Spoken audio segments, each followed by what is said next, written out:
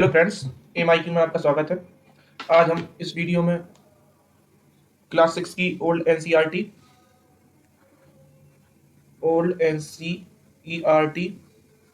को डिस्कस करेंगे। इसमें हम हिस्ट्री से चैप्टर 9 डिस्कस करेंगे। ये इस सीरीज का लास्ट वीडियो है।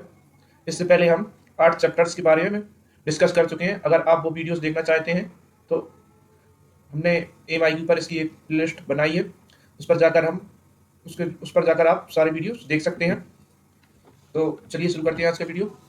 तो आज का हमारा टॉपिक है भारत और संसार। इसमें सबसे पहले हम डिस्कस करेंगे भारत का बाहरी दुनिया से संपर्क, कि भारत का बाहरी दुनिया से संपर्क किस प्रकार स्थापित हुआ। उस समय भारत अधिकांशतः किस चीज का व्यापार करता था।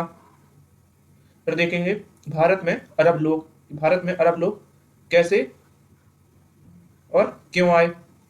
और देखेंगे भारत में नए धर्म का विस्तार। और फिर देखेंगे इस्लाम का प्रसार। इस्लाम के प्रसार के बाद हम देखेंगे भारत में अरब। यहाँ पर अरब लोग लिखा है और अरब लिखा है, तो इसमें डिफरेंस है।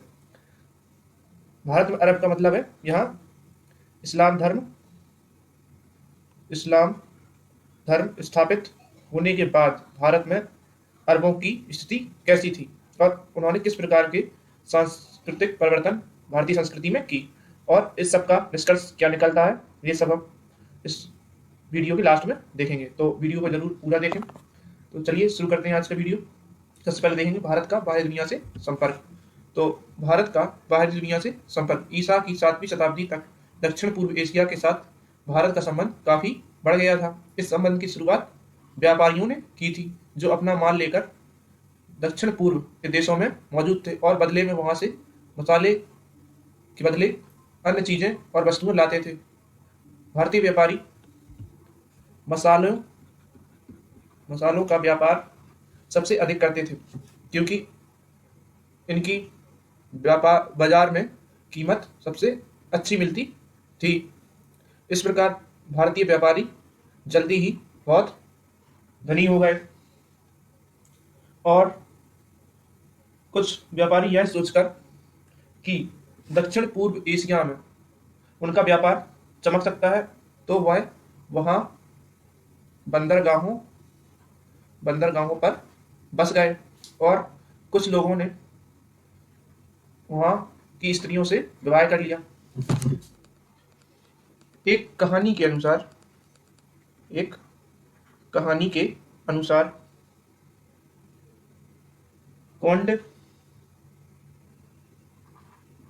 कौंड नाम के व्यक्ति ने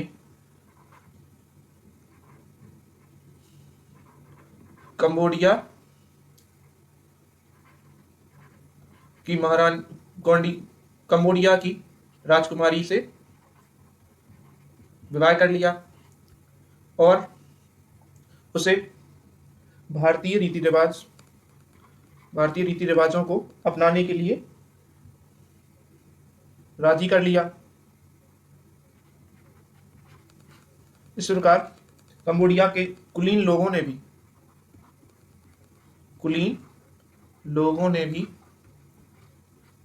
भारतीय संस्कृति को अपना लिया। कुलीन लोगों से यहां मतलब है ऐसे लोग जिनका राजनीति में बहुत प्रभाव था, या जो लोग राज परिवार से संबंध रखते थे, उन्होंने भी भारतीय संस्कृति को जल्दी ही अपना लिया और भारतीय रिवाजों को सीख लिया। धीरे धीरे दक्षिण पूर्व एशिया के लोग भारतीय संस्कृति की कुछ बातें स्वीकार करके आगे बढ़ने लगे, परंतु उन्होंने अपनी परंपराओं को ही कायम रखा, जो अनेक बातों में भारतीय रीति रिवाजों से मिलती जुलती थी। भारतीय संस्कृति का प्रचार नगरों और दरबारी हलकों में अधिक हुआ। गांव से जीवन का पुराना ढंग जारी रहा। भारतीय व्यापारी भारत के विभिन्न भागों जैसे सौराष्ट्र, तमिलनाडु, उड़ीसा और बंगाल से आते थे। वे अपने साथ अपने प्रादेशिक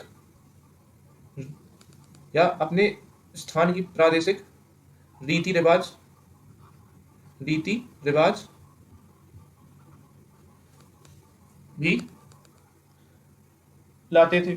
सौराष्ट्र से आने वाली प्रायः सौराष्ट्र से आने वाले प्रायः जैन, पहले इसको साफ कर लेते हैं।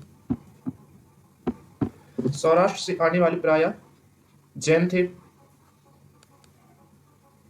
और दक्षिण भारत से यानी साउथ से आने वाले लोग वैष्णव और शैव थे और बंगाल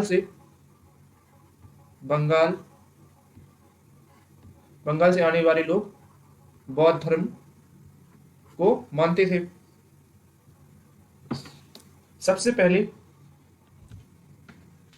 भारत के संबंध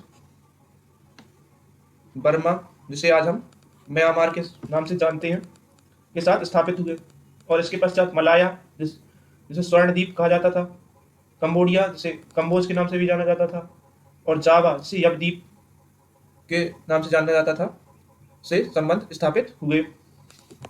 इन देशों ने भारतीय मंदिरों की तरफ भव्य मंदिरों ये तरफ नहीं तरह भारतीय मंदिरों का निर्माण हुआ, जैसे कंबोडिया का अंकोर वाट मंदिर। साथ ही अनेक भारतीय प्रथा का प्रचलन हुआ। पर्वतों और आज के परिवारों के लोगों ने संस्कृति की, ये गलत है, रामायण तथा महाभारत पुराणों की कथाओं की जानकारी भी इस मंदिर से मिलती है। अब देखते हैं भारत में अरब लोग। तो ईसा की 7वीं शताब्दी से एशिया और उत्तरी अफ्रीका को एक नई गतिशील शक्ति का सामना करना पड़ा। अरेबिया में एक शक्ति का उदय हुआ और यह संसार के अनेक भागों में फैल सकती थी। भारत में इस्लाम के उत्थान और विस्तार प्रभावित हुआ। भारत में सर्वप्रथम इस्लाम का आगमन अरबों के जरिए हुआ, या अरब लोगों के, या कह सकते हैं अरब व्यापारियों के जरिए हुआ। अब देखते हैं इस धर्म के बारे में कुछ तथ्य, ये धर्म किस प्रकार का था। तो मोहम्मद अपने लोगों के धार्मिक विश्वासों से मोहम्मद इस्लाम धर्म के प्रवर्तक पैगंबर मोहम्मद को माना जाता है। सबसे पहले हम मोहम्मद के बारे में पढ़ते हैं। तो मोहम्मद को इस्लाम धर्म का जनक माना जाता है। इनका जन्म मक्का में हुआ था। ये मैप में यहाँ जो सऊदी अरबिया में है, मक्का में हुआ था।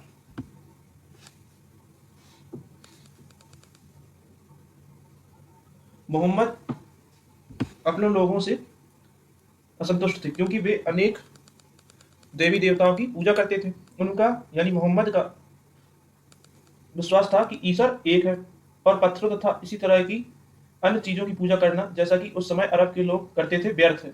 इन विचारों के बारे में भी अधिकाधिक गहराई से सोचने लगे। उन्होंने अनुभव किया कि ईश्वर ने उन्हें उसका संदेश लोगों तक पहुंचाने के लिए नियुक्त किया है। मोहम्मद का कहना था कि ईश्वर, जिसे अल्लाह कहते हैं, उसने ईश्वर को अल्लाह कहा। मोहम्मद साहब ने ईश्वर को अल्लाह कहा। उन्होंने कहा कि अल्लाह यानी ईश्वर एक है और वे उसके पैगंबर हैं। जिन लोगों ने यह बात मान ली वे मुस्लिम कहलाए और उनका जो धर्म था वह इस्लाम कहलाया। कुरान, जिसे सभी मुसलमान या मुस्लिम ईश्वर का कथन मानते हैं, बताता है कि जब आवश्यकता पड़ती है तब ईश्वर हमेशा अपने एक पैगंबर को भेजता है। इनमें से कुछ केवल कुछ पैगंबरों के नाम ही कुरान में दिए गए हैं। मोहम्मद ने कुछ पुराने पैगंबरों को भी स्वीकार किया है, जैसे यहूदी पैगंबर अब्राहम तथा मूसा को, और ईसा मसीह को भी ईसा ईसा मसीह को भी पैगंबर साहब ने स्वीकार किया। मोहम्मद को अपने अनुयायियों से कहना था कि वे दिन में 5 बार नमाज पढ़ें,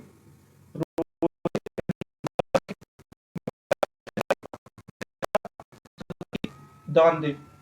उन्होंने आचरण के बारे में कुछ नियम भी बनाए। उन्होंने इस बात पर भी बल दिया कि ईश्वर की निगाह में सब बराबर हैं और मुसलमानों को जाति प्रथा या वर्ग भेद में विश्वास नहीं करना चाहिए। सबसे पहले उन्होंने अपने परिवार, अपनी पत्नी और अपने संबंधियों को मुसलमान बनाया, परंतु नए धर्म को गुप्त रखना आवश्यक था, क्योंकि अरब लोगों को यदि इसका पता चलता तो वे मोहम्मद से खफा हो जाते। मक्का के लोगों को जब नए धर्म के बारे में जानकारी मिली तो उन्होंने मोहम्मद साहब को जान से मारने की धमकी दी। इसलिए वे मदीना चले गए। यहीं पर 622 ईस्वी में मुस्लिम संवत हिजरी संवत आरंभ हुआ। अंत में मक्का के लोग भी नए धर्म में दीक्षित हो गए, या उन्होंने नए धर्म को स्वीकार कर लिया। मक्का से मदीना की यात्रा को हज के नाम से जाना जाता है। ये सब तो हम नॉर्मली जानते हैं। अब देखते हैं इस्लाम का प्रसार। तो मोहम्मद की मृत्यु 632 ईस्वी में हुई। उनकी मृत्यु के बाद इस्लाम का तेजी से विस्तार हुआ और एक शताब्दी के अंदर ही अरब सेनाओं ने एक बड़े भूभाग को जीत लिया। उनकी विजय पताका पश्चिम एशिया से लेकर उत्तरी अफ्रीका के उस पार स्पेन तक फहराने लगी। इस क्षेत्र पर खलीफा का राज स्थापित किया गया। पैगंबर के उत्तराधिकारी ही खलीफा कहलाए, या उनके उत्तराधिकारी को ही खलीफा कहा जाता था। वही इस समुचित क्षेत्र का शासक होता था। अरबों का राज बहुत विस्तृत था। अरब अब पश्चिम एशिया तथा विभिन्न जातियों और संस्कृतियों के बीच सेतु बन गए। भारत भी इस्लाम के प्रभाव में आया। अरब ही इस्लाम को भारत में लाए थे। ये मैप है 632 ईस्वी से 750 ईस्वी के दौरान इस्लाम का प्रसार। तो इस्लाम धर्म सऊदी अरेबिया से निकलकर फुस्तर, किराउन, करोदवा, इप्सागान, ये यहाँ तक ये फैल गया था। ये अरब साम्राज्य काफी विस्तृत हो गया था। भारत में ऐसा कह सकते हैं, भारत में अरब लोगों का शासन तो 732 ईस्वी में 712 ईस्वी में अरबों ने सिंध पर जीत पा ली और उन्होंने पश्चिम भारत पर चढ़ाई करने की धमकी दी। परंतु आज राजस्थान के नाम से जाने जाने वाले प्रदेश के स्थानीय शासकों ने उन्हें आगे नहीं बढ़ने दिया। फिर भी सिंध पर उनका कब्जा या उनकी राजनीतिक शासन कायम रहा। सबसे पहले भारत के इसी भाग में इस्लाम एक महत्वपूर्ण धर्म बन गया, परंतु अरब लोग सिर्फ विजेता बनकर ही नहीं आए। भारत के पश्चिमी तट पर पश्चिम एशिया से आए अरब व्यापारियों की कई बस्तियां स्थापित हुई। यहाँ वे स्थानीय लोगों के साथ मिलजुल कर रहते थे, उन्हीं में शादी करते थे और एशिया के अन्य देशों के साथ होने वाले भारतीय व्यापार में हिस्सा लेते थे। अर्थात इस समय इस्लाम में जबरन धर्म परिवर्तन की प्रवृत्ति नहीं आई थी और वे मिलजुल कर रहते थे। यह भारत पर अरबों का 712 ईस्वी में यहाँ अरबों का शासन हो जाता है। सिंध, जिसे तजास के नाम से भी जानते हैं। अब देखते हैं निष्कर्ष। इसका निष्कर्ष क्या निकलता है। तो इस प्रकार ईसा की 8वीं सदी में भारतीय सभ्यता फल फूल रही थी और भारत की जनता सुखी थी। भारतीय संस्कृति केवल भारत तक सीमित नहीं रह गई थी, दूसरे देशों के लोगों को भी इसकी जानकारी थी। कभी कभी जब संबंध गहरे हो गए तो दूसरे लोगों ने भी भारतीय संस्कृति में अपना योगदान दिया। अरबों के साथ भारत में न केवल इस्लाम का आगमन हुआ बल्कि नए सांस्कृतिक प्रभाव भी आए जिनका आगे की सदियों में विकास हुआ। इस प्रकार एक ओर भारत अपनी संस्कृति का निर्यात कर रहा था और दूसरी ओर एक नई संस्कृति का आयात कर रहा था। इससे भी महत्वपूर्ण बात यह थी कि इस समय तक भारतीय समाज, शासन और संस्कृति में कई परिवर्तन हो चुके थे। इन परिवर्तनों के परिणाम आगे की सदियों में प्रकट हुए और इन्होंने भारत के इतिहास को समृद्ध बनाया। आज का वीडियो यही समाप्त होता है और इसके साथ ही क्लास 6 की ओल्ड एनसीईआरटी हिस्ट्री भी कंप्लीट होती है। आपसे फिर मिलेंगे नेक्स्ट वीडियो में क्लास 7 की ओल्ड एनसीईआरटी हिस्ट्री से के चैप्टर 1 के साथ।